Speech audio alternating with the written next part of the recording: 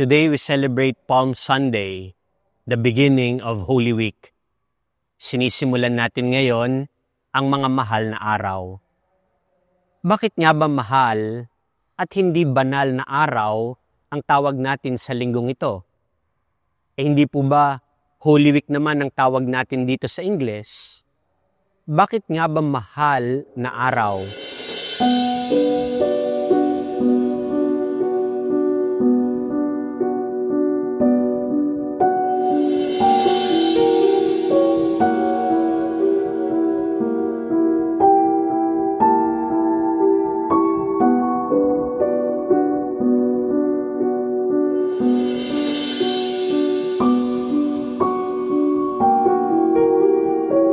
Wala po tayong ibang araw sa buong taon na tinatawag na mahal, kundi ang mga araw na ito ng paggunita natin sa pagpapakasakit, kamatayan at muling pagkabuhay ng ating Panginoong Hesukristo. Kapansin-pansin sa ating paraan ng pananalita kung paano natin malayang pinagpapalit-palit ang salitang banal sa mahal. Sa atin, hindi magkaiba ang kahulugan ng dalawa. Mahal ang banal, banal ang mahal. Mahal ang turing natin sa banal. Dahil kaya mahal ang tawag natin sa mga bagay na namumukod-tangi, kakaiba, di mumurahin at mahalaga. Mahal din ang tawag natin sa mga taong may malalim na kaugnayan sa buhay natin at pinahahalagahan natin. Ang kabanalan ay laging nakaugnay sa mahal, sa pagmamahal. Banal si Kristo sapagkat minahal niya tayo at inialay ang buo niyang buhay sa ikatutubos natin. Dalisay na pagmamahal, kagitingan, kabayanihan, ang lahat ng ito ay iniuugnay natin sa kabanalan, na para bang ibig nating sabihin, walang masusulya pang banal sa taong hindi marunong magmahal. Today is Palm Sunday, but it is also the Sunday of the Lord's Passion, linggo ng palaspas ng pagpapakasakit ng Panginoon. This day is filled with contrasts, shouts of joy and moments of sorrow, palms of victory and the shadow of the cross. We started with Jesus' triumphant entry into Jerusalem. The people waved palm branches crying, "Hosanna! Blessed is he who comes in the name of the Lord." They were filled with hope and longing for a king who would bring freedom and peace. But as we continue through the liturgy, we hear the passion of our Lord. The cries of Hosanna soon turn to crucify him.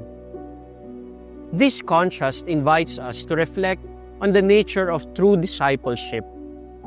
Inaanyayahan tayo ng ating pagdiriwang ngayon, samahan at sundan natin si Jesus. Iyan ang pinakapuso ng selebrasyon natin ngayong linggong ito. Sa pagsisimula natin ng paggunita sa mga mahal na araw, kinakamusta ang ating pagsunod sa Panginoon. Ang isang alagad kasi ay tagasunod. Paano ba tayo makasusunod kay Jesus? Balikan natin yung salitang palm. P-A-L-M. Una, patuloyin natin si Jesus sa ating mga puso, sa ating kalooban, upang dito tunay siyang mailuklok bilang hari ng ating buhay. Alalahanin natin ang sakripisyo ni Jesus sa krus at ang kahulugan nito para sa ating kaligtasan. Limutin ang sarili at tuluyang talikuran ng buhay ng kasalanan na siyang sumisira sa relasyon natin sa Diyos at sa kapwa. Manatiling nakikilakbay kay Jesus upang ganap nating maranasan ang ginawa niyang pag-aalay ng kanyang buhay para tayo ay magkaroon ng buhay na walang hanggan. Mga kapatid, sana hindi lang po tayo basta masayang sumasalubong sa Panginoon. Sana hindi lang tayo nakikiuso sa mga ginagawa nating mga panata at debosyon. Sana hindi lang tayo nagfa-fashion statement sa pagwagayway ng mga palaspas, kundi sana sinusundan talaga natin walang iba kundi si Jesus at ang kanyang daan ng krus. Following Jesus is not just about celebrating His triumphs. It also means walking with Him in times of suffering. And this Palm Sunday of the Lord's Passion reminds us that the road to resurrection passes through the cross. Jesus embraced this journey with humility and love. He did not come as a king on a war horse, but as a humble servant riding on a donkey. His kingship is one of self-giving and not domination. And even as He faced betrayal, denial, and death, His heart was full of forgiveness and love for all. As we enter this Holy Week, let us open our hearts to this love. Let us walk with Jesus through the highs and lows, allowing His sacrifice to transform us. And when life challenges us, may we remember that we follow a King who understands our struggles and walks with us. Let the palms we hold today remind us to welcome Jesus into our hearts and lives, not just in triumph, but in every moment.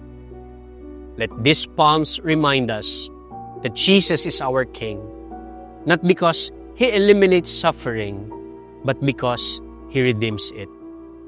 Through His passion, He leads us to new life and the ultimate triumph of the resurrection. So let us follow Jesus with courage, hope, and gratitude, knowing that His love is always with us. Amen.